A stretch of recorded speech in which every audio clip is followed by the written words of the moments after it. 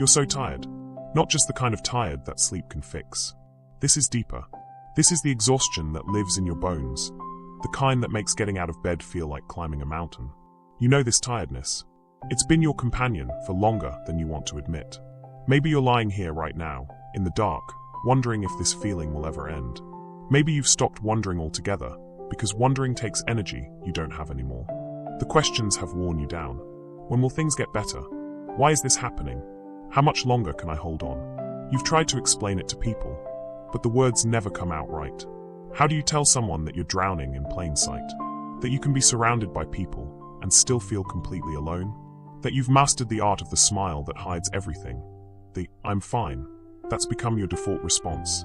The carefully constructed version of yourself that gets you through conversations without anyone knowing you're barely holding it together? The truth is, you're exhausted from pretending. Tired of being strong. Weary of having to keep going when every part of you wants to stop. And the worst part? You feel guilty for feeling this way. You think you shouldn't be struggling like this. You compare your pain to others and decide yours doesn't count. You hear the voices telling you to have more faith, to pray harder, to think more positively, and you want to scream because you've tried all of that and you're still here, still in this darkness, still waiting for something to change. There's a particular kind of loneliness that comes with suffering. It's not just being alone, it's feeling unseen. You can tell people what's happening on the surface, but how do you explain the depth of it? How do you describe the weight that sits on your chest at 3 a.m. when the world is quiet, and there's nothing to distract you from the thoughts that circle like vultures?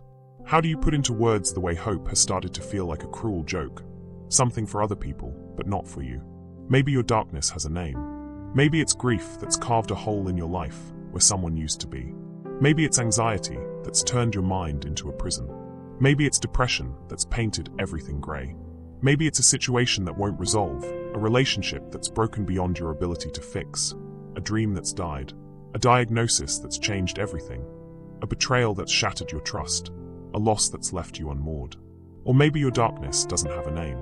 Maybe it's just this heavy, nameless thing that's settled over your life like fog, and you can't pinpoint exactly when it started or why it won't lift. That might be even harder, because at least when you can name something, you can fight it. But how do you fight a shadow? How do you battle a feeling that has no face? You've had moments, haven't you, where you thought things were getting better. Little glimpses of light that made you think maybe, finally, you were coming out of this. And then something happened, or nothing happened, which was somehow worse, and you realized you were still in it. Still waiting. Still hoping for a breakthrough that feels like it's never going to come. And each time that happens, it gets a little harder to hope again. Each false dawn makes you trust the promise of morning a little less. The nights are the hardest, when everyone else is asleep and you're alone with your thoughts. When the distractions of the day fall away and you're left with the raw truth of how you're really doing.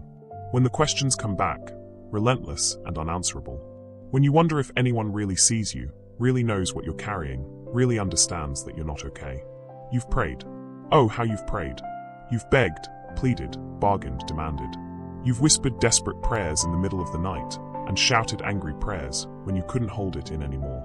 You've prayed the polite prayers you learned as a child and the raw, messy prayers that embarrass you to remember. You've prayed until you had no words left, until all you could offer was silence and tears. And sometimes, if you're honest, it's felt like those prayers just evaporated into nothing. Like you were talking to an empty sky. Like God was somewhere else, dealing with bigger problems, more important people, worthier causes. Like maybe you'd done something wrong, failed some test, disappointed him one too many times, and now you were on your own. That thought terrifies you, doesn't it? The possibility that you're alone in this. That there's no one holding you, no greater plan, no reason for this suffering except random chance and the brokenness of the world. Because if that's true, then this pain is meaningless. And meaningless pain is the hardest kind to bear. You might be angry.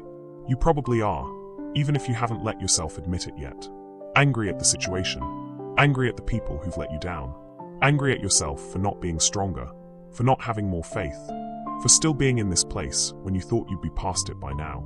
And maybe, in your most honest moments, angry at God, for not answering the way you needed, for not intervening when you begged him to, for allowing this darkness to go on and on and on. That anger scares you because you think good people aren't supposed to be angry at God.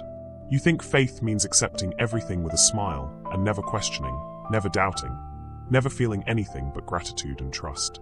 So you try to push the anger down, but it just turns into something else, bitterness, or numbness, or a resigned cynicism that feels safer than hope. You're so tired of being strong, tired of holding it together, tired of being the one people depend on when you can barely support your own weight, tired of having to show up and function and pretend when all you want to do is stop. Just stop, rest, let go, give up, maybe, because what's the difference anymore between giving up and just admitting you can't do this on your own? The isolation is suffocating. Even when you're around people who love you, you feel separated by this invisible wall. They can't reach you where you really are. They can see the surface version of your struggle, but they can't feel the depth of it. And you're tired of trying to make them understand, tired of seeing the helplessness in their eyes when they realize they can't fix this for you, tired of being a burden, tired of needing help, tired of not being the person you used to be. Maybe you're grieving that person, the version of yourself who had energy and hope and dreams, the person who believed things would work out, who could see the good in situations, who bounced back from setbacks, who had faith that felt real and solid instead of this fragile, crumbling thing you're holding onto with white knuckles. You miss that person.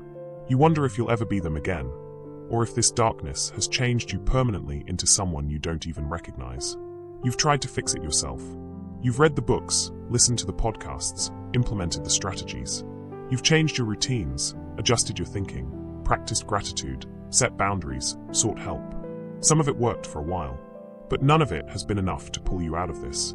And that failure, because that's what it feels like, failure, just adds another layer to the weight you're carrying.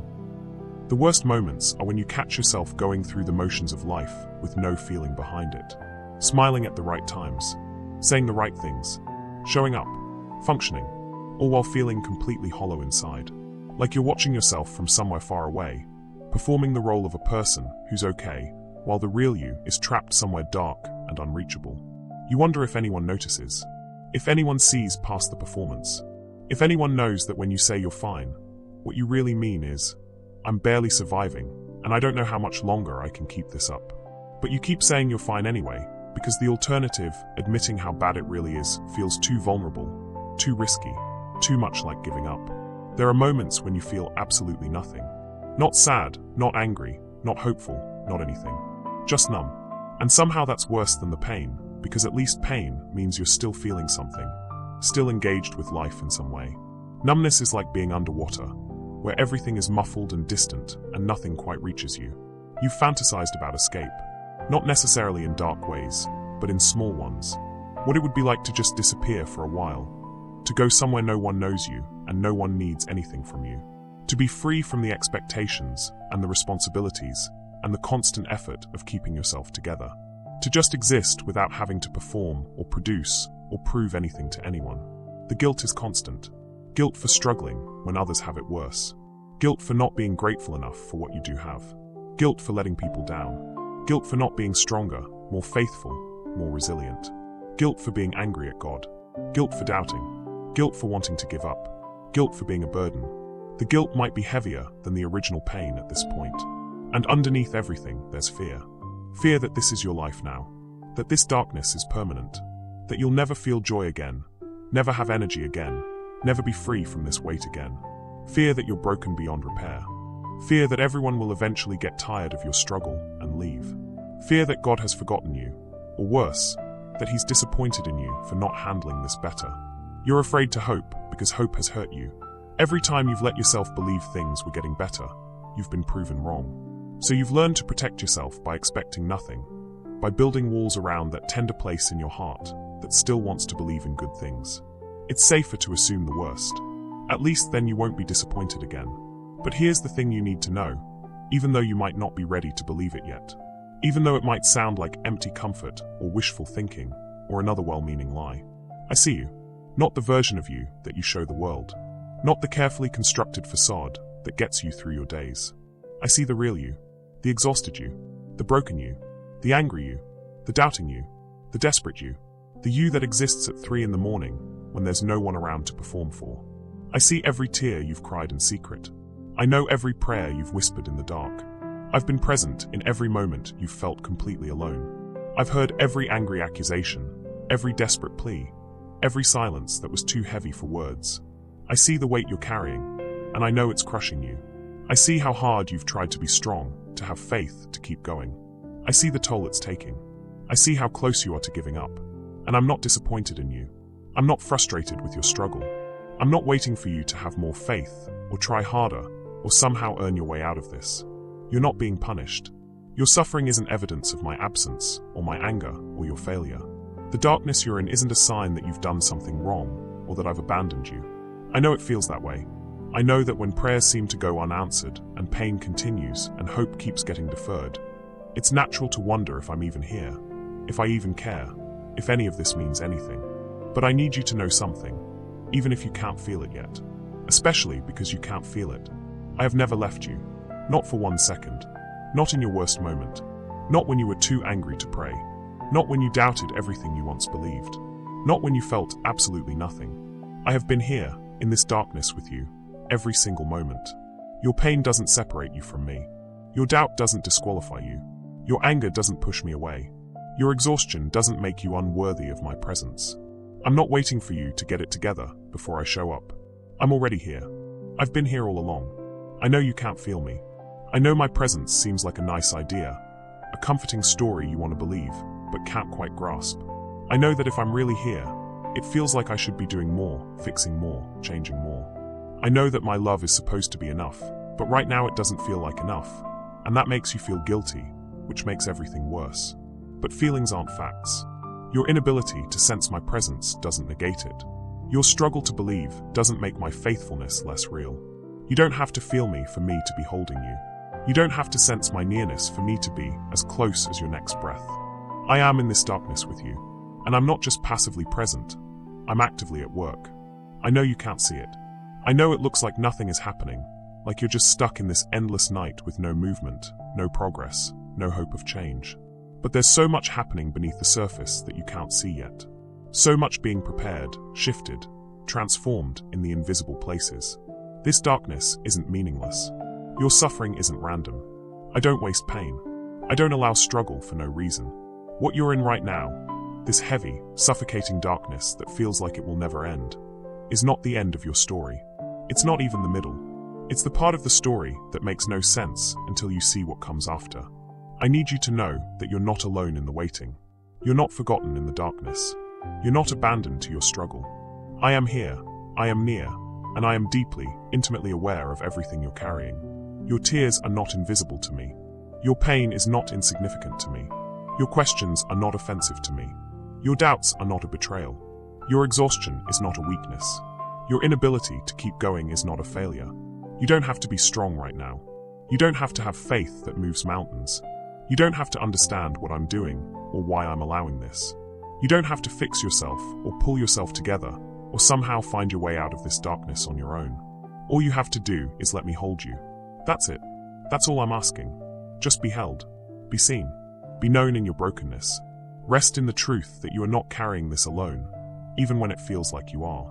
Even when every feeling and circumstance screams the opposite. I am here. I am with you. And I will not let this night last forever. The sunrise is coming. I promise you, the sunrise is coming. You've been sitting in this darkness so long that you've started to believe it's all there is. That this is just your reality now, your permanent address, the place where you'll live out the rest of your days. When you're in the middle of the night, it's almost impossible to remember what daylight feels like. The darkness becomes everything, and the loneliness of it compounds the pain. Because even when people are around you, even when they're trying to help, trying to understand, trying to be there for you, there's still this fundamental isolation. They're on the outside of your experience, looking in. You're on the inside, looking out.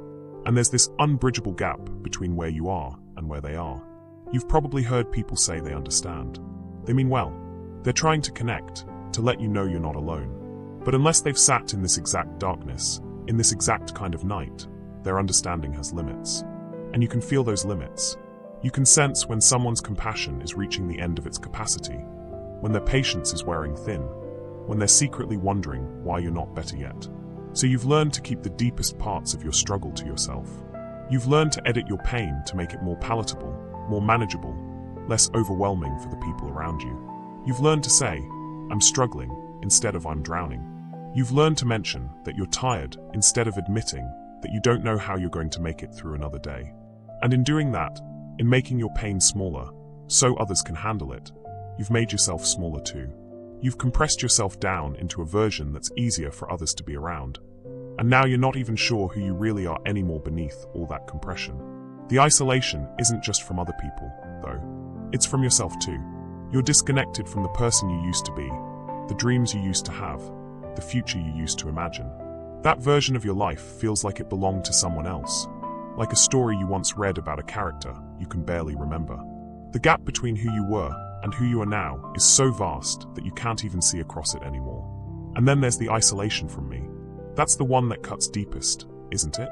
Because if I'm real, if I'm present, if I'm loving and powerful and good like you've been told your whole life, then why does it feel like you're going through this alone? Why does it feel like I'm silent when you need to hear from me most? Why does it feel like I'm absent when you need me present, distant when you need me close? You've wondered if you did something to drive me away. If there's some sin you committed, some failure you're being punished for, some test you failed that resulted in my withdrawal. You've searched your life for the mistake, the moment when you lost my favor, the thing you need to fix to earn your way back into my presence. But that's not how this works. That's not who I am. I don't love you because you've earned it. I don't stay with you because you've been good enough. I don't measure my presence by your performance. Your darkness hasn't driven me away. Your doubt hasn't disqualified you. Your anger hasn't offended me beyond repair. Your questions haven't exhausted my patience. I need you to hear this, even though every experience you're having right now seems to contradict it. You are not alone in this waiting. I know it feels like you are. I know that the silence feels like absence. I know that unanswered prayers feel like indifference. I know that continued suffering feels like abandonment. I know that when you cry out and hear nothing back, when you plead and see no change, when you beg and experience no relief, it feels exactly like being alone. But alone is the one thing you've never been. Not for a single second of this darkness. Not in your worst moment. Not in the depths of your despair. Not when you've been too tired to pray, too angry to believe, too numb to feel anything at all. There have been others who've sat where you're sitting, who've felt what you're feeling, who've wondered what you're wondering, who've been so deep in the darkness that they couldn't imagine light anymore. You're not the first person to walk through this kind of night. And every single one of them thought it would never end too. There was a man who lost everything in a single day. His children, his livelihood, his health, his dignity. He sat in ashes and scraped his skin with broken pottery and wished he'd never been born. His friends came to comfort him and ended up accusing him. His wife told him to curse God and die. And he sat in that devastation, in that complete destruction of everything he'd built and everyone he'd loved, and he couldn't understand why. He couldn't see purpose. He couldn't find meaning. All he could do was survive each moment and wonder if it would ever end. It did end, but not quickly, not easily, not in the timeline he wanted or the way he expected. The waiting was long, and the questions went mostly unanswered, and the suffering continued well past the point where it seemed necessary or fair or redemptive. But he wasn't alone in it. I was there, in the ashes with him, in the questions with him, in the not knowing with him. And when his dawn finally came, it was more than he could have imagined from inside his darkness. There was a woman who was barren in a culture that measured a woman's worth by her ability to have children. Year after year she waited, prayed, hoped, and month after month her body reminded her of what she didn't have, what she couldn't do, what made her incomplete in the eyes of everyone around her. She endured the pity, the judgment, the helpful suggestions, the religious explanations for why she was being denied this one thing she wanted most. She went to the temple and wept so hard that the priest thought she was drunk. Her pain was so deep, so visceral, so all-consuming that it looked like intoxication. And she prayed a prayer that was more desperation than faith, more demand than request, more raw need than polite petition. She didn't know that her waiting had a purpose. She couldn't see that her son would become one of the most significant figures in her nation's history. She just knew that she was empty and aching and tired of hoping for something that never came. But she wasn't waiting alone. I was there in every disappointed month, every envious glance at another woman's child, every moment she felt less than and left out and forgotten. The waiting was long, but it wasn't solitary. And when her morning came, it changed not just her life, but generations after her. There was a man who spent years in a foreign land, working for a manipulative father-in-law, waiting for the opportunity to return home. But home was complicated because home meant facing a brother who'd wanted him dead, reconciling with a family he'd deceived, confronting the consequences of choices he'd made in his youth. So he waited in exile, in this in-between place that wasn't where he'd been and wasn't where he was going. And the night before he was supposed to cross back into his homeland, he found himself alone in the darkness, wrestling with a presence he couldn't quite name. All night he struggled, fought, grappled with questions that had no easy answers, with a future that terrified him, with a past that condemned him. He wrestled until dawn, and he walked away limping, wounded, changed. But also blessed, also named, also promised a future. He didn't know that night was preparation. He couldn't see that the wrestling was necessary, that the wounding was transformation, that the darkness was the place where he'd discover who he really was beneath all his schemes and strategies and self-protection. But he wasn't alone in that darkness. I was there, wrestling with him, wounding him into wholeness, loving him through the struggle. There was a people who spent 400 years in slavery, generations born in bondage, living in bondage, dying in bondage, crying out for deliverance that didn't come, praying for freedom that seemed like a fairy tale, working themselves to exhaustion building monuments to someone else's power, while their own children were thrown into rivers and their own bodies were beaten into submission. 400 years. That's not a season of suffering. That's lifetimes of suffering. That's great-great-great-grandparents telling stories about freedom that their great-great-great-grandchildren would never see. That's generation after generation wondering if I'd forgotten them, if the promises made to their ancestors were lies, if they were doomed to suffer forever without relief or rescue or redemption. But I hadn't forgotten, not for one day of those 400 years. I was there in every lash of the whip, every cry of a mother, every moment of despair. I was collecting their tears, hearing their prayers, preparing their deliverance. The waiting was brutal and long and seemed endless. But it wasn't solitary. And when their morning came, it came with such power that the greatest empire on earth couldn't stop it. There was a prophet who spent 3 days in the belly of a fish because he ran from the assignment I gave him. 3 days in darkness so complete, so total, so suffocating that it should have killed him. 3 days in digestive acids and seaweed, and the absolute certainty that this was the end, that he'd made a mistake so catastrophic that there was no coming back from it. He prayed from inside that fish. Not pretty prayers, not faith-filled declarations. He prayed the prayer of a man who was convinced he was dying, convinced he'd blown his one chance, convinced he was getting exactly what he deserved for running from me. And from inside that impossible darkness, in that place where there should have been no hope and no help and no way out, I heard him. And I answered. And the fish vomited him onto dry land, alive, given another chance he didn't deserve and couldn't have earned. He didn't know that his darkest moment was actually the turning point. He couldn't see that the belly of the fish was actually the path to his destiny, not the deviation from it. He just knew he was in darkness, and he was terrified, and he thought he was going to die there. But he wasn't alone. I was there in the belly of the fish with him, sustaining him, keeping him, preparing to deliver him in a way he never could have orchestrated himself. There was a king who committed adultery, and then murder to cover it up, who abused his power, betrayed his values, destroyed families, and convinced himself it was all necessary, all justified, all manageable. Until a prophet showed up and told him a story that exposed everything. And the king's carefully constructed facade crumbled, and he saw himself clearly for the first time in months. Saw the blood on his hands, the darkness in his heart, the depth of his betrayal. And he wrote a prayer from that place of recognition, from that moment of seeing himself as he truly was. He prayed for mercy he didn't deserve. He asked to be washed clean from sin that had stained him deeply. He begged for his joy to be restored, for his relationship with me to be rebuilt, for a clean heart to replace the corrupted one he'd been living with. He didn't know if I would forgive him. He didn't know if there was a way back from what he'd done. He just knew that without my presence, without my mercy, without my restoration, he was lost. And in that darkness of guilt and consequence and self-knowledge, I met him. Not with condemnation, but with compassion.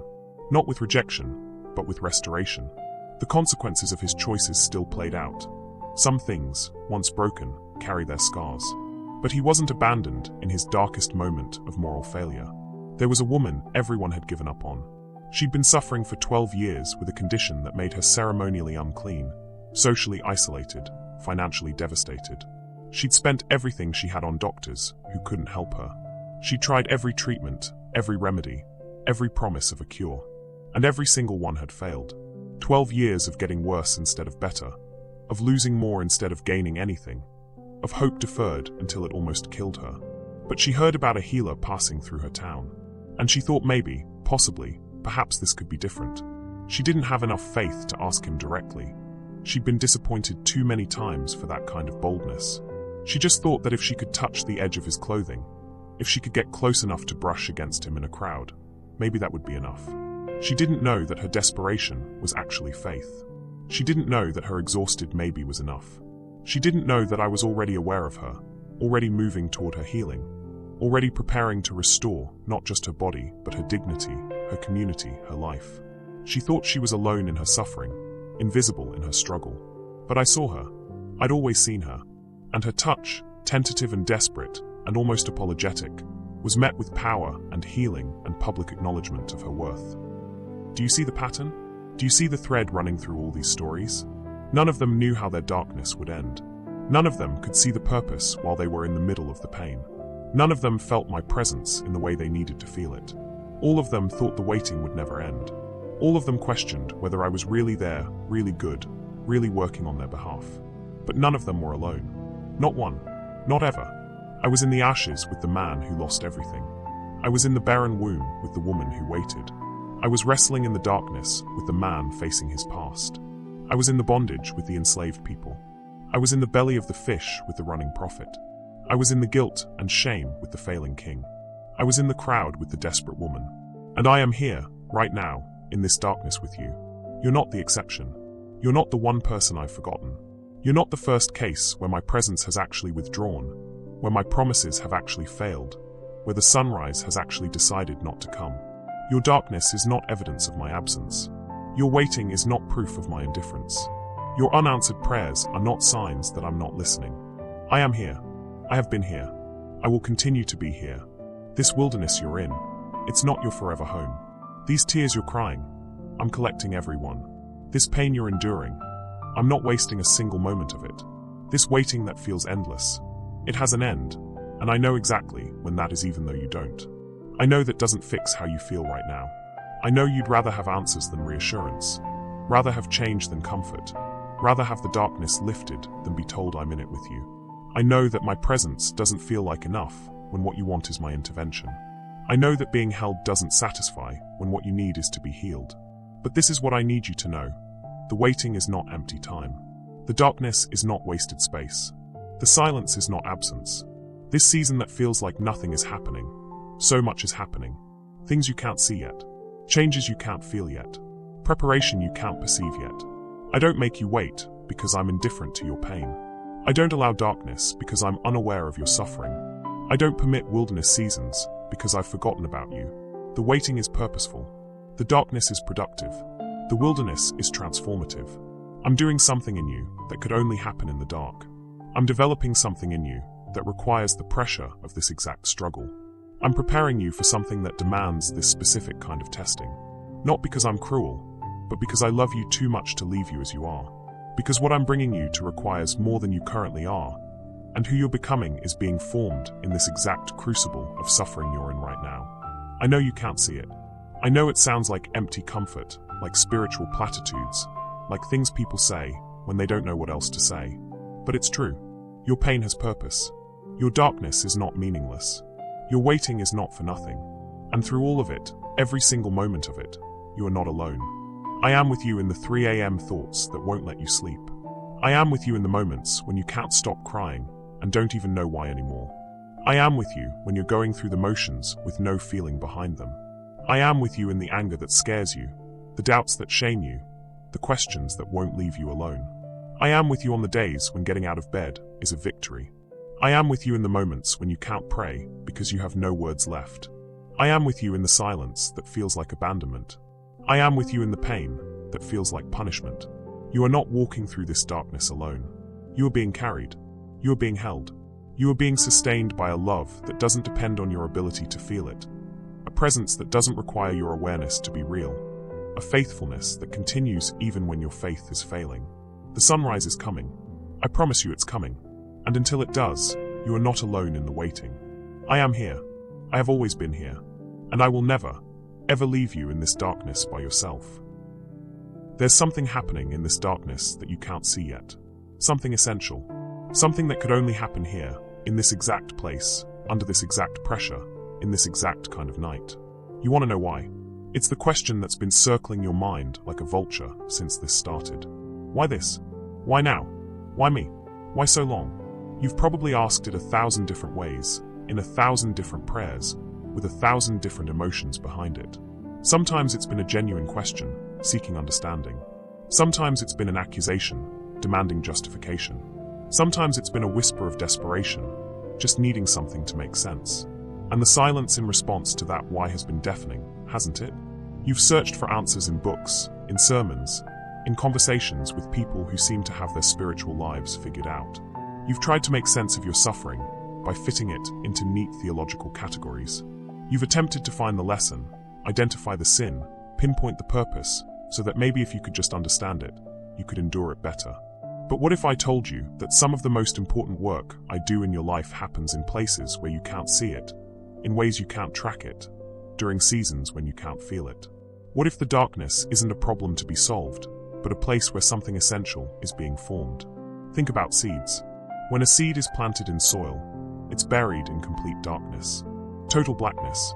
No light penetrates to where that seed sits, covered in earth, invisible to everyone, seemingly doing nothing.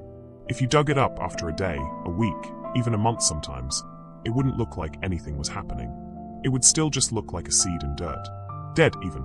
Certainly not growing, not producing, not becoming anything. But beneath the surface, in that total darkness, everything is happening. The seed is breaking open. A process that looks like destruction from the outside, but is actually transformation. The hull that protected the seed must crack, must split, must come apart for anything new to emerge. And that breaking is painful. If seeds could feel, the process of germination would be agony. The seed doesn't know that breaking open is the only path to becoming. It doesn't understand that the darkness is necessary, that the pressure of the soil is actually helping, that being buried is not being abandoned, but being planted. All it knows, if it could know anything, is that it's in total darkness, completely alone, being crushed by forces it can't resist. But the darkness is where the roots form. In that invisible, underground, hidden place, roots push down and out, creating the foundation that will eventually support everything that grows above ground. No one sees this work. No one applauds it. No one knows it's happening. But without it, everything else fails. You can't have a flower without roots. You can't have fruit without a strong foundation. And roots only grow in darkness. The seed doesn't get a choice about the darkness. It doesn't get to skip the breaking open. It doesn't get to avoid the pressure of the soil or the vulnerability of germination. The only way to become what it was designed to be is to go through what it was designed to go through. The darkness is not optional. It's essential. Or think about stars. When you look up at the night sky and see stars shining, you're seeing something that's only visible because of darkness. Stars are always there, always burning, always radiating light. But in the daytime, the sun's brightness drowns them out. You can't see them, even though they exist. It's only when darkness falls, when the sun's overwhelming light is removed, that the stars reveal themselves. The darkest nights produce the most spectacular views of the heavens. When there's no moon, no artificial light, nothing to compete with their glow, that's when you see the most stars. That's when the Milky Way becomes visible, when constellations emerge in their full glory, when the vastness and beauty of the universe declares itself. What if your darkness is revealing something that could never be seen in daylight? What if there are aspects of my character, dimensions of my love, depths of my faithfulness, that only become visible when everything else is stripped away?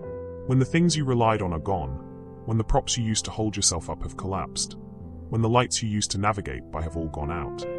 That's when you might finally see stars you never knew existed. In the daytime of your life, when things were going well, you had so many sources of light. Your own strength illuminated your path. Your circumstances provided brightness. Your successes generated their own glow. You could see where you were going, or at least you thought you could. And in all that light, you missed the stars. You missed the quiet, constant, eternal lights that are always there, but only become visible in darkness. Now everything else has gone dark. Your strength has failed. Your circumstances have turned against you. Your successes feel like they belong to someone else's life. And in this darkness, finally, you might be able to see what was always there, but was invisible in the brightness of your self-sufficiency. You might be able to see that I am enough, that my presence is real even when you can't feel it, that my love holds even when everything else lets go. The darkness doesn't create the stars. It reveals them. And your darkness is revealing truths about me, about you, about what really matters that could never have been seen in any other way. Think about diamonds. They're formed under intense pressure, deep beneath the Earth's surface, where it's completely dark and unimaginably hot. Carbon atoms are crushed together with such force, for such extended periods, in such extreme conditions that they reorganize themselves into the hardest natural substance known to humanity. The process takes millions of years. The pressure is immense. The darkness is total. And what emerges is something precious, something valuable, something that catches light and fractures it into rainbows, something that endures, something that can cut through anything because it's been through everything. You're under pressure right now. Immense, crushing, relentless pressure. The weight of your circumstances, your emotions, your unanswered questions, your continued suffering. It feels like it's going to break you. And in some ways, it is breaking you. Breaking open the parts of you that need to break, crushing out the impurities, compressing you into something stronger and more precious than you were before. This is not punishment. This is transformation. The pressure is not trying to destroy you. It's trying to remake you. And I know it feels like destruction. I know that from inside the process, it's impossible to tell the difference between being broken down and being broken open. I know that what I'm calling transformation feels to you like annihilation. But what if the parts of you that are breaking are the parts that need to break? What if the version of yourself that's dying in this darkness is the version that was never meant to survive? What if you're not losing yourself, but discovering yourself? The real self, the true self, the self that exists beneath all the layers of performance and protection and pretending. You've spent so much of your life building a version of yourself that could handle things, that had it together, that was strong and capable and independent. And that version worked for a while. It got you through. It earned you respect, admiration maybe. It let you feel like you were in control of your life. But that version was also exhausting to maintain. It required constant effort, constant vigilance, constant performance. It meant hiding your weakness, denying your need, pretending you had resources you didn't actually have. It meant living on the surface of yourself, never going deep enough to encounter the broken, needy, desperate parts that couldn't be cleaned up or fixed up or covered up. And now, in this darkness, that version is dying. The self you constructed so carefully is coming apart. The image you maintained is cracking. The strength you projected is failing. And it's terrifying, because you thought that version was who you really were. You thought that if it died, you would die too. But underneath it, something truer is emerging. Something more real. Something that doesn't have to pretend or perform or prove anything. Something that can be weak and still be worthy. Something that can need help and still have value. Something that can be broken and still be loved. The darkness is stripping away everything that's not essential. Everything you thought you needed, but don't. Everything you thought defined you, but doesn't. Everything you thought made you acceptable, but never really did. And as those layers peel away, as that false self dies, you're being reduced to your essence. To the truest, most fundamental, most real version of who you are. And that version, the one emerging from this crucible, is who you were always meant to be. Not the polished, put together, pretending version. The raw, real, honest version. The version that knows it needs me because it's tried not needing me and discovered that doesn't work. The version that's weak enough to receive strength, empty enough to be filled, broken enough to be healed. Think about the way pottery is made. Clay is shaped on a wheel, molded by the potter's hands into a vessel. But that's not the end of the process. That vessel, while still recognizing its shape, must go into the fire. Into the kiln where temperatures reach thousands of degrees. Where the clay is subjected to heat so intense it would destroy almost anything else. And in that fire, something permanent happens. The molecular structure of the clay actually changes. It hardens. It becomes something that can hold water, hold food, hold whatever it was designed to hold. Before the fire, it was just dried mud, fragile, temporary, easily dissolved. After the fire, it's pottery, strong, permanent, functional. But the fire is brutal. If the clay could speak from inside the kiln, it would tell you it's being destroyed. It would beg for the heat to stop, for the door to open, for relief from the intensity. It can't see that the fire is not destroying it, but completing it. It can't understand that this is not punishment, but preparation. It just knows that it's in unbearable heat, and it wants out. You're in the fire right now, and I know it feels like destruction. I know you've been begging for relief, for the temperature to decrease, for this process to end. I know you can't see purpose in this pain or progress in this process. I know it just feels hot and harsh and endless, but you're not being destroyed. You're being completed. You're being changed at a molecular level into something that can hold what I'm preparing to pour into your life. Before this fire, you were fragile, easily overwhelmed, quickly depleted. After this fire, you'll be strong, resilient, able to hold weight and pressure and responsibility that would have crushed your earlier version. The fire doesn't last forever. The kiln door will open. The heat will end. But the transformation is permanent. What this darkness is doing in you will remain when the darkness lifts. Who you're becoming in the fire will emerge when the fire ends. And you'll be grateful then for what you can't understand now. Think about the way a butterfly forms. A caterpillar wraps itself in a chrysalis, sealing itself in total darkness. And inside that darkness, it doesn't just transform, it completely dissolves. If you could open a chrysalis midway through the process, you wouldn't find a caterpillar partway to becoming a butterfly. You'd find soup, literal liquid. The caterpillar has to completely break down, has to lose every structure and system and cell pattern it had, before it can reorganize itself into something with wings. Imagine being that caterpillar, if it retained consciousness through the process. Imagine feeling yourself dissolve, your identity liquefy, everything you knew yourself to be coming completely apart. You would be convinced you were dying. You would be certain this was the end.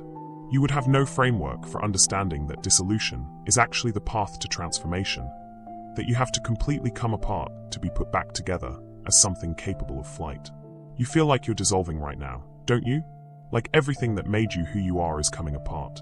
Like the structure of your life, your identity, your understanding of yourself, and your world is liquefying.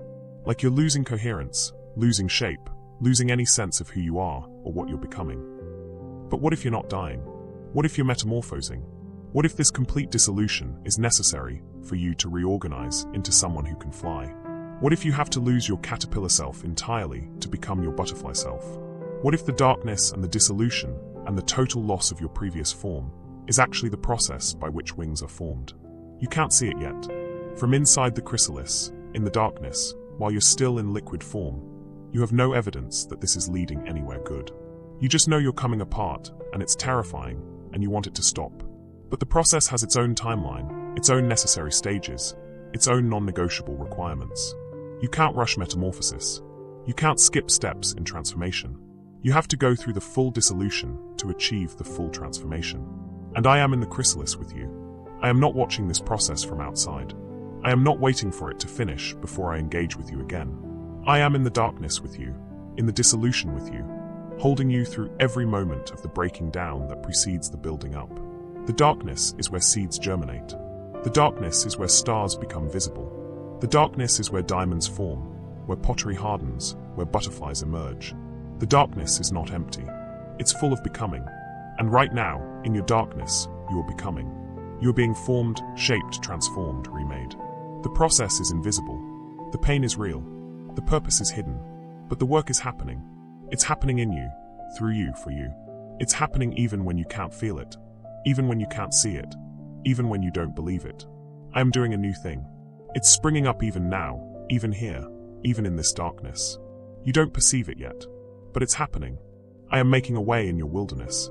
I am creating streams in your wasteland. I am bringing life to the places in you that feel dead, hope to the places that feel hopeless, light to the places that feel lost in darkness. The darkness is not the end of the story. It's not even the main part. It's the chapter that makes no sense until you read what comes next. It's the necessary pressure that produces the precious thing. It's the fire that creates the permanence. It's the dissolution that enables the transformation. You don't have to understand it. You don't have to like it. You don't have to feel grateful for it, or find the silver lining, or make peace with it. You just have to survive it. You just have to let it do its work. You just have to trust that even in the darkest darkness, when you can't see anything and can't feel anything and can't understand anything, something is happening. Something essential is being formed in you. Something that could only be formed this way, in this darkness, under this exact pressure. Something you'll need for where you're going, for who you're becoming, for what you're being prepared to carry and create and contribute. The darkness has a purpose. Your pain is not being wasted. This season is not meaningless. And when the light finally comes, and it will come, I promise you it will come, you'll look back and see that the darkness was necessary, that it taught you things you couldn't have learned any other way, that it formed in you capacities you couldn't have developed in daylight, that it revealed truths you couldn't have seen except in total darkness. You're not being punished in this darkness. You're being prepared. The work is hidden, but it's real. The process is painful, but it's purposeful. The night is long, but it's not forever. And through all of it, I am here, doing what only I can do, in the way only I can do it, for reasons you'll understand when you see what I'm preparing you for. Hold on. Keep breathing. Survive this moment, and then the next one, and then the next one. The darkness is working for you, not against you. And the sunrise, it's coming. It's already on its way. You've been in this darkness so long that you've forgotten what light looks like. Not intellectually. You remember the concept of brightness, of daylight, of being able to see clearly. But experientially, in your body, in your bones, in the deep places where memory lives, you've forgotten what it feels like to not be in darkness. That's what prolonged suffering does. It becomes your normal, your baseline, the thing you measure everything against. You start to orient your entire life around the darkness instead of around the light. You make decisions based on the assumption that this is just how things are now, how they'll always be. You stop planning for a future that includes brightness, because brightness has become theoretical rather than actual. And in a strange way, the darkness has become almost comfortable. Not in the sense that you like it, or want it, or have made peace with it, but in the sense that it's familiar. You know how to navigate it now. You've learned where the edges are, how to move through it without falling, what to expect from each day. The darkness is terrible, but at least it's predictably terrible. At least you know what you're dealing with. The thought of things changing is almost scarier than things staying the same. Because what if you hope again and get disappointed again? What if you let yourself believe the darkness is ending, and then it doesn't? What if you open yourself up to the possibility of light, and then have to experience the crushing devastation of continued darkness? At least if you expect nothing, you can't be disappointed. At least if you don't hope, you can't have your hope deferred again. So you've built a life in the darkness. You've adapted, adjusted, accommodated.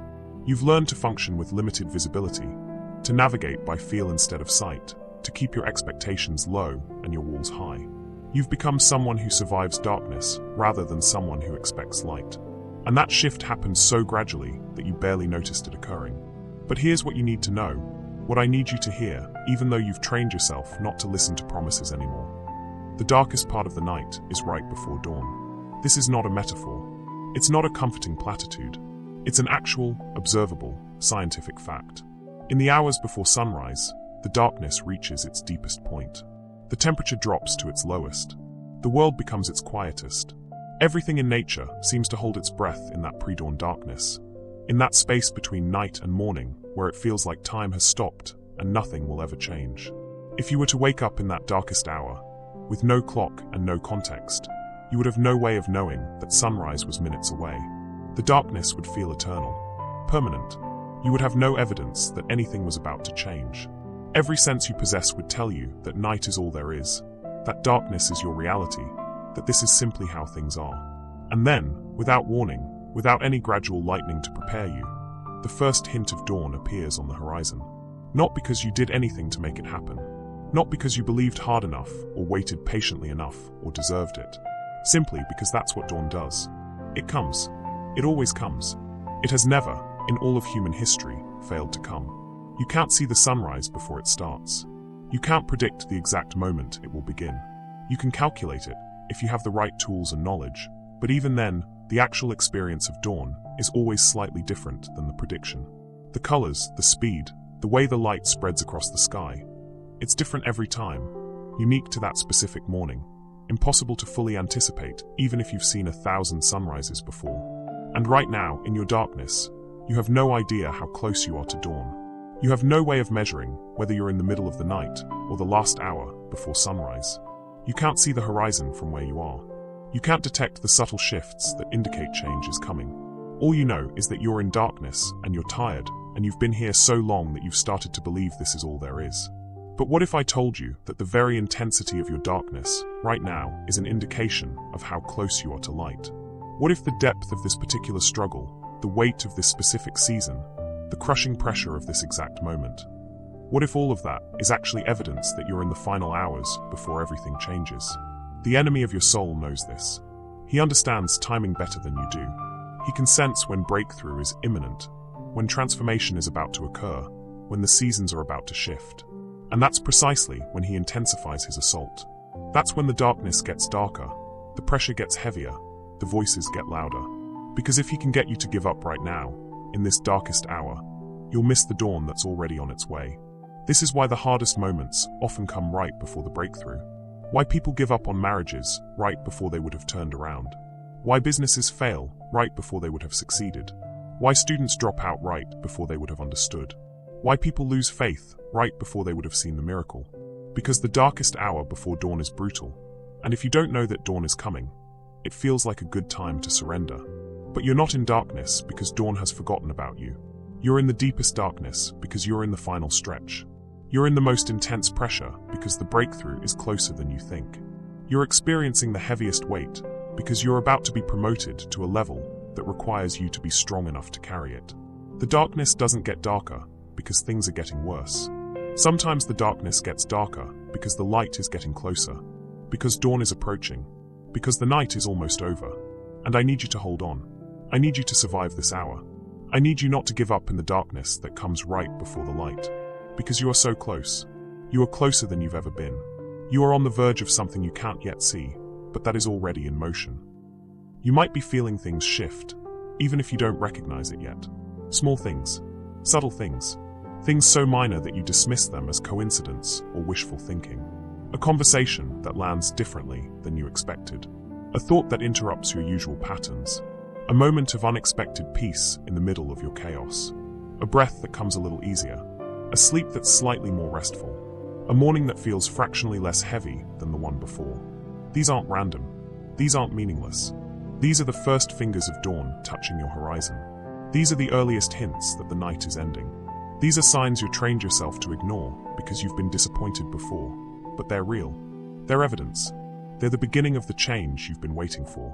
Or maybe you're not feeling anything shift yet. Maybe the darkness is still total, still heavy, still unrelenting. Maybe there are no small signs, no subtle hints, no minor improvements to give you hope. Maybe you're reading this and thinking, that's not my experience. I'm not seeing any evidence that anything is changing.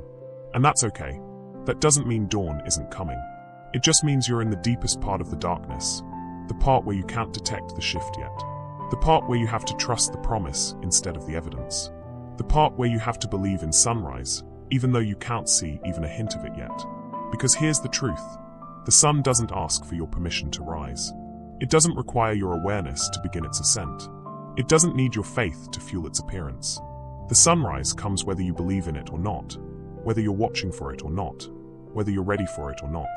It comes because that's what it does, because that's the nature of dawn, because the rotation of the earth is not dependent on your participation or your perception. And my faithfulness to you operates the same way. My promises don't require your belief to activate them. My timing doesn't depend on your understanding to unfold. My breakthrough in your life isn't contingent on your ability to sense it coming. It's coming because I promised it would. It's coming because that's who I am. It's coming because I have never let a night last forever, and I'm not going to start with yours. You don't have to manufacture hope right now. You don't have to force yourself to believe. You don't have to pretend you can see light when all you see is darkness. You don't have to generate faith you don't feel, or optimism you can't access, or confidence you don't possess. You just have to not give up. You just have to survive this hour. You just have to make it through this darkest part. Because the sunrise doesn't require your strength. It requires your survival. It doesn't need you to be ready for it. It needs you to still be here when it comes. It doesn't demand that you've figured everything out, or fixed yourself, or found the lesson, or learned what you're supposed to learn. It just asks that you don't quit before it arrives. And it is arriving. Right now, even as you're reading this, even as you're sitting in your darkness, thinking this can't possibly apply to you, can't possibly be true for your situation. It's coming. The earth is turning. The sun is approaching your horizon. The night is in its final hours, even though it feels eternal. You won't see it coming until it's already here. That's the nature of dawn. It doesn't announce itself from a distance. It doesn't send messengers ahead to prepare you. It doesn't give you advance warning, so you can get yourself ready. It just comes. One moment you're in total darkness, and the next moment there's the faintest hint of light on the horizon. And once that first light appears, once dawn begins, there's no stopping it. No force on earth can hold back the sunrise once it's started. And the sunrise that's coming for you, it's going to be unstoppable too. When my breakthrough arrives in your life, when your season shifts, when your darkness ends, nothing will be able to prevent it. Not the enemy who's been tormenting you, not the circumstances that have been crushing you, not the people who've been failing you, not the systems that have been oppressing you, not even your own doubt and exhaustion and inability to believe it's possible. The sunrise comes with power, with inevitability, with the full force of creation behind it. And when it comes for you, it will sweep away the darkness like it was never there. It will warm the places that have been cold. It will illuminate the path you couldn't see. It will reveal the landscape that's been hidden. It will prove that you were never as lost as you felt, never as alone as you believed, never as hopeless as the darkness convinced you that you were. I'm not telling you this so you'll try harder. I'm not asking you to muster up faith you don't have. I'm not demanding that you somehow find a way to hope when hope feels dead. I'm simply telling you what's true. The sunrise is coming. It's not a possibility. It's not conditional on your behavior or your belief. It's a certainty, a promise, a guaranteed reality that's already in motion. Your job is not to make the sunrise happen. Your job is not to speed it up or slow it down or control any aspect of its arrival. Your job is simply to survive until it comes, to hold on through this darkest hour, to not give up in the final stretch, to keep breathing, keep existing, keep putting one moment in front of the other until the light breaks through. And it will break through. It always does. It has never failed. It will not fail with you. The night is almost over. I know it doesn't feel like it. I know it feels like it's been night forever and will be night forever. I know your soul is exhausted and your hope is depleted, and you can't imagine how anything could ever be different than it is right now. But the deepest darkness comes right before dawn, and you are in the deepest darkness, which means dawn is closer than you think, closer than you dare to believe, closer than seems possible given how dark it still is. Hold on. The horizon is about to change. The light is about to break. The sunrise is about to prove that I keep my promises, that I never abandon you in darkness, that the night never gets the final word. You're so close. You're in the final hour. And dawn, my faithful, unstoppable, promise-keeping dawn, is already on its way to you. The sun has risen every single morning since the beginning of time. Not most mornings, not almost every morning, without exception, without fail, without ever forgetting, ever being late, ever deciding to skip a day, through wars and plagues and natural disasters, through personal tragedies and global catastrophes, through the worst days in human history and the best days in human history. The sun has risen, every single time.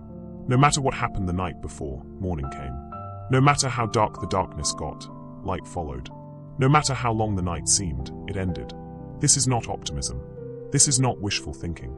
This is not a metaphor or a nice idea or a comforting story. This is documented, observable, absolute fact. The sun always rises. Your darkness is not going to be the exception. Your night is not going to be the first one in all of history that lasts forever. Your suffering is not the singular case where morning decides not to come. I know it feels that way.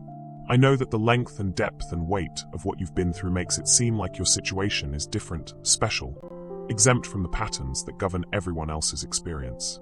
But it's not. You are not the person for whom the sunrise will fail to appear. You are not the exception to my faithfulness. You are not the one story that ends in permanent darkness. Because I don't work that way. That's not who I am. That's not what I do. I am the God who brings morning. Always. Without exception. That is my nature. That is my promise. That is what you can count on when you can't count on anything else. Every night you've ever experienced has ended with morning. Think about that. Every single one. The worst nights of your life. The ones where you thought you wouldn't survive until dawn. Where you thought the pain would never end. Where you thought you'd lost everything that mattered. Those nights ended. Morning came. Not because you were strong enough. Not because you deserved it. Simply because morning is what comes after night. Because that's the way I designed the world. Because I built hope into the very rotation of the planet. And this night you're in right now, this long, brutal, exhausting darkness, it's going to end the same way every other night has ended. With sunrise.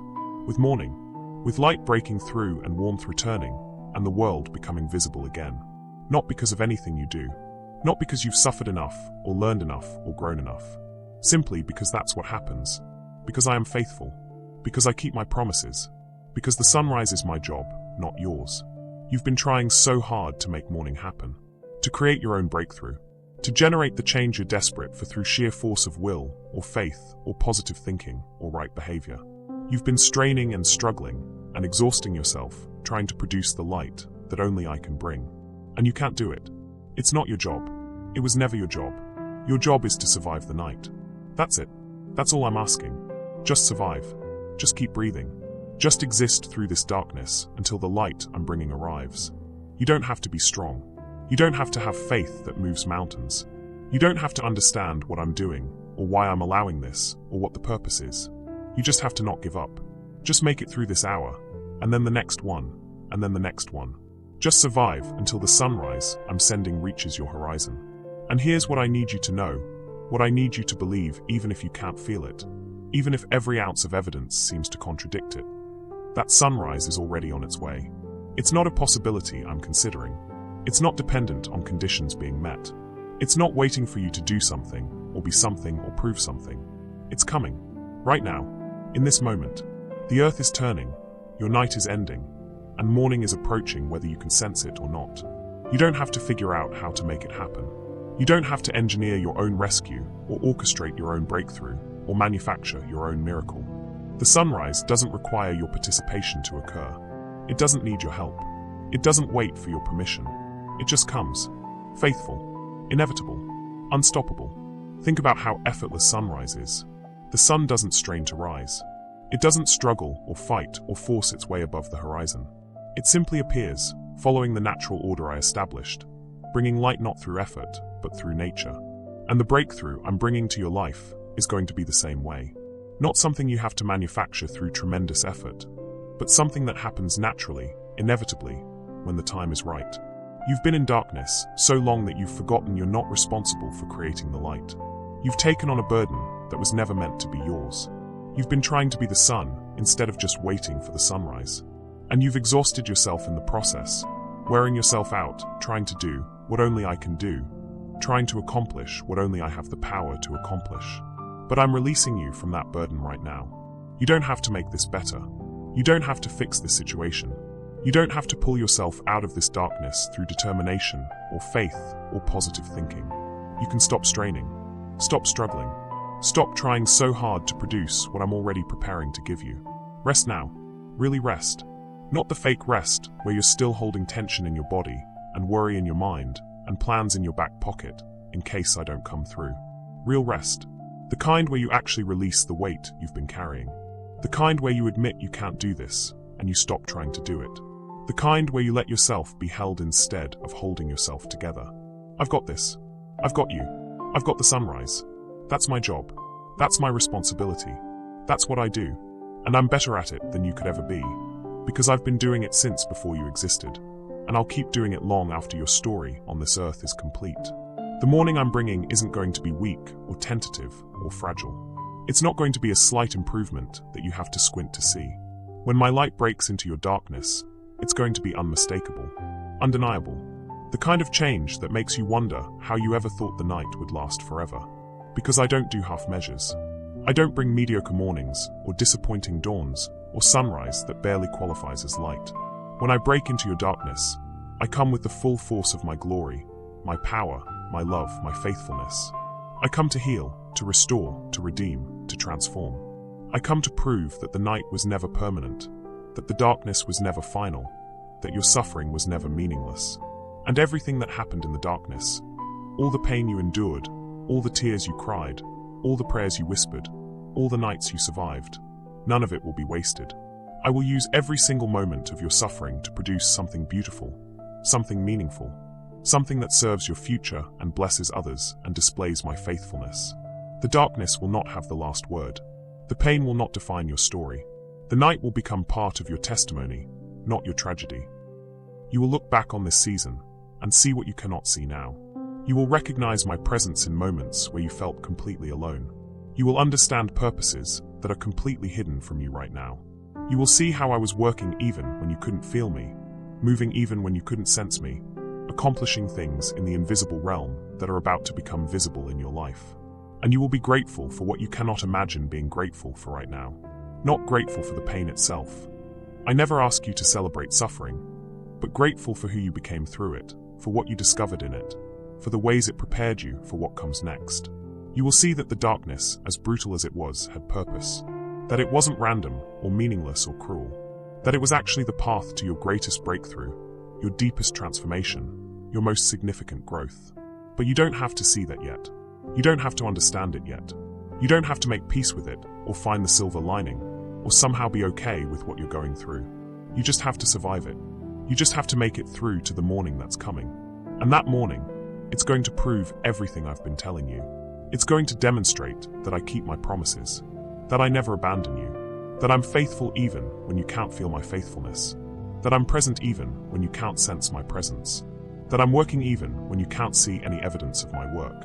The sunrise will prove that your story doesn't end in darkness, that your life is not defined by your suffering, that your identity is not determined by your struggle, that your future is not limited by your past, that your destiny is not destroyed by your detours. When the light comes, and it is coming, I promise you it's coming, you're going to see the landscape of your life from a completely different perspective. Things that looked dead in the darkness will turn out to be dormant, waiting for the right season to bloom. Paths that seemed to lead nowhere will reveal themselves as exactly where you needed to go. Losses that felt permanent will prove to be the clearing that made room for something better. Endings that felt like failures will show themselves to be necessary transitions. The light changes everything, not by changing what happened, but by revealing what it meant. Not by erasing the darkness, but by showing what was being built in it. Not by making the pain disappear, but by demonstrating that it served a purpose greater than you could see from inside it. And you, the you that emerges from this darkness, are going to be someone you can't fully imagine right now. Stronger than you knew you could be, wiser than you've ever been, more compassionate than you were before, more aware of what really matters, more grateful for what you have, more connected to me in authentic relationship instead of religious performance, more real, more whole, more yourself than you've ever been. The darkness is refining you. The pressure is purifying you. The struggle is strengthening you. And when you step into the light that's coming, you're going to carry capacities you didn't have before, depths you didn't possess before, resilience you couldn't have developed any other way.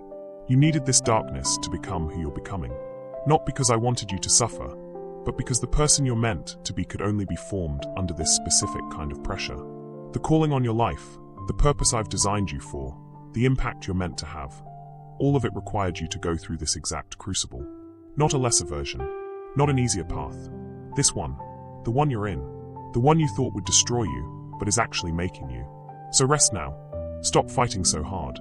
Stop trying to force the morning to come. Stop exhausting yourself trying to escape the darkness. Just be here. Just breathe. Just survive this moment, and trust me for the next one. The sunrise is my responsibility, not yours. Breakthrough is my job, not yours. Rescue is my role, not yours. Your job is simply to not give up before I arrive. Your job is to survive until the help I'm sending reaches you. Your job is to hold on through this final hour of darkness before the light breaks through. And it is the final hour. You are closer than you think. You are near the end of this particular night. You are on the verge of a dawn that will prove every promise I've made to you. The sun is about to rise on your life. Not metaphorically. Actually, the darkness that has surrounded you, oppressed you, exhausted you, it's about to give way to light. The night that has felt endless, it's about to end. The waiting that has gone on far too long, it's about to be over. You don't have to be strong enough to last forever. You just have to be strong enough to last until dawn. And dawn is measured in moments now, not months. In hours, not years. In the final stretch before everything changes. I am faithful. I have always been faithful. I will continue to be faithful. And my faithfulness to you is not dependent on your faithfulness to me. It's not earned by your behavior or cancelled by your doubt. It's who I am. It's what I do. It's what you can count on when you can't count on anything else. The sunrise always comes. It has never failed. It will not fail now. It will not fail with you. So close your eyes if you need to. Rest if you can. Stop trying so hard. Stop carrying what I never asked you to carry. Let yourself be held.